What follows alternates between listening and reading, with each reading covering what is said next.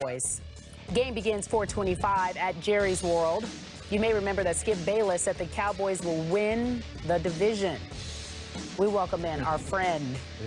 This is news to him. Our friend, an NFL analyst, Darren Woodson, former Cowboy. He's at the desk. Yeah, he was traveling. Really? He was traveling yesterday. He didn't know this. Yeah. Oh, really? You said this yesterday. I had an epiphany yesterday. By default, though. He said it was by default. By default. All right, so before we give it over to you, we're going to let Skip Bayless set it up. Let me explain this to my friend Darren Woodson. Please do. One of the great Dallas Cowboys, by the way.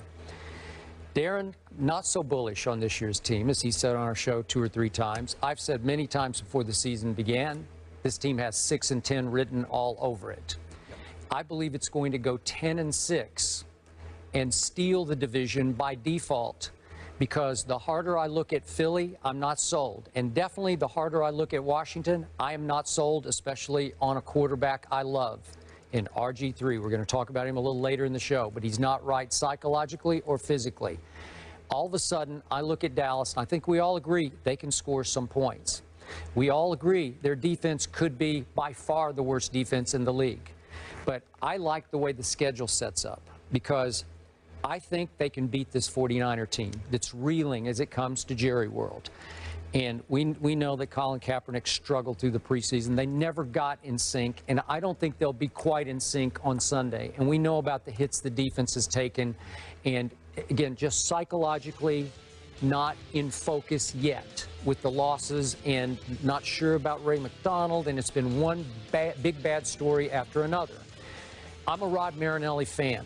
He's a great motivator. He doesn't have a whole lot to work with, but the defense will start to get healthier down the line. And I think the schedule is not brutal to me, because I'm going to remind you, this Dallas Cowboy team nearly swept the East last year. It came within a late Kyle Orton interception with a minute to go in that game against the Eagles, the last game, of sweeping the division.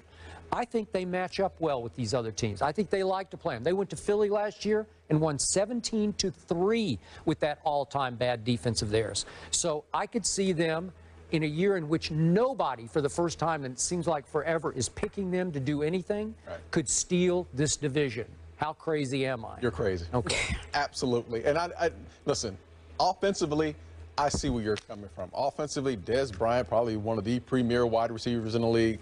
Tony Romo's still coming off of surgery. We'll see what happens there. But seemed okay. Offensively, probably one of the best top 5 offensive lines in the league. No doubt about it. But we see the blueprint on how to win championships around here. We're starting to see what Seattle's done, what San Francisco's done over the years. Baltimore Ravens a couple years ago. The key to winning championship and to winning division championships is on the defensive side of the ball. And let's just talk about the Cowboys right now. The strength, and they've said this into this entire offseason, the strength of this defense is going to be the secondary. Well, let's go through the secondary. Brandon Carr missed the entire preseason. His mother passed away. God bless her. He missed the entire preseason. Mo Claiborne has not played the entire preseason simply because of injury. So we're still not sure about him. Their best, who they call their best corner cover guy, Orlando Scandrick, will be suspended for the first 4 games. They have not stopped anyone this entire preseason, whether it be passing or rushing. They don't have a premier pass rusher at all. Henry Melton is a guy that we're not sure if he's going to play 20 or 30 snaps. Just not sure. Anthony Spencer's gone. He's not going to be for a there while. Yeah. For a while. So right now, and I'm just looking at this game right now. If you are the San Francisco 49ers, and I know their offense has struggled this preseason, if they come out this preseason, this first game in the regular season, and they don't get on track with all the problems that the Cowboys have on that defense, shame on Colin Kaepernick, shame on that entire team, simply because they have all the weapons that they have at their disposal. Vernon Davis, Michael Crabtree, just signed Brandon Lloyd. Bolden. They have Carlos Hyde now as a young rookie. The list goes on and on as far as talent. They have no excuse for not going into Dallas and winning this game big. Not a single excuse. I agree. Because the Dallas Cowboys stink defensively. And if you stink defensively, then you stink, period, because there's but so much you can do. The days of Ed Coryell or Dan Marino throwing a Mark Super-Duper and Mark Clayton and your offense carrying you to the promised land or somewhere close to the promised land in both cases, that's over with. I mean, this is I thought New Orleans did it when they beat Peyton. I thought that was more offensive. Their defense was opportunistic. It was opportunistic. It wasn't great, but it was. That's right. And yeah. Dallas, to their credit, did create some turnovers more last year than they did the previous year. And Rod Marinelli is a motivator. Wasn't much as a head coach in Detroit. We know that. No, he's a straight defensive coordinator. But is a straight defensive coordinator. We understand and appreciate that. But the Dallas Cowboys are a circus. And even Marinelli will succumb to that to some degree because it's just too chaotic, devoid of structure. I think we all know that about the Dallas Cowboys. So ultimately it puts the onus on the offense, which means it puts the ball in the hands of Tony Romo, which means you're asking him to come to the rescue time and time and time and time again, which means ultimately somehow, some way, just be patient and wait. The mistake is coming because they are an accident waiting to happen. These are who the Cowboys are, and it's a shame, and my apologies to you because we love having you on the show, being a former Dallas Cowboy and having to subject you to coming on, to talking about how pathetic they are. But they are, Skip Bayless, and you will see as this season unfolds. I have a question for Darren Woodson. At what point does a group of athletes, as bad as they are, in the defensive room that they're in, finally get sick and tired of hearing Stephen A. Smith say how pathetic they are? No, they don't, they're the one team that doesn't watch the show. They can't take it. Okay, they can't. No, they trust me. They watch the show. Yeah, okay. And they love the show. Oh, they love the show. And they definitely want to go at you. Listen, all I'm going to say this to the Cowboys. They can come at me all they want to. I've been waiting 4 years. I mean, I haven't been wrong in 4 years. Okay, right? whatever 11 guys are left, they're going to step on that field for the first defensive snap. After an entire preseason of every time they turned on a TV, a radio, or picked up a newspaper, or clicked on a story, they're pathetic. At what point does your pride kick in and you overachieve? You overachieve. No, let's go there. Yeah, the pride is there. The ability isn't. Exactly. The talent is there. And I understand Rod Marinelli is a great defensive coordinator, great motivator, a guy that really is going to push these guys to another level. But at the same time, when you don't have the talent, when you don't have all three levels, when your secondary is in shambles right now, when your linebacker crew is moved around from one guy to the next, Rolando McClain retired, and he came back, and now he's back. Now he's a starter. Justin Durant has moved from middle linebacker to outside line. And you Bruce Carter's not bad. And you don't have a premier pass rusher. No, you don't. That is the issue. Allow me to interject. You have to have at some point. You have to have somebody. Allow me to interject because I feel like laughing. So let me entertain myself for a second here.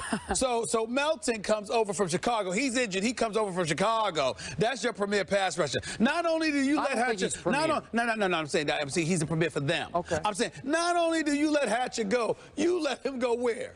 Within the division. Within the division to Washington. And oh, by the way, what's this guy? DeMarcus Lawrence, whatever. You moved up in the draft to get him. He's out with the foot injury. So what do? Here's the state of the Dallas Cowboys.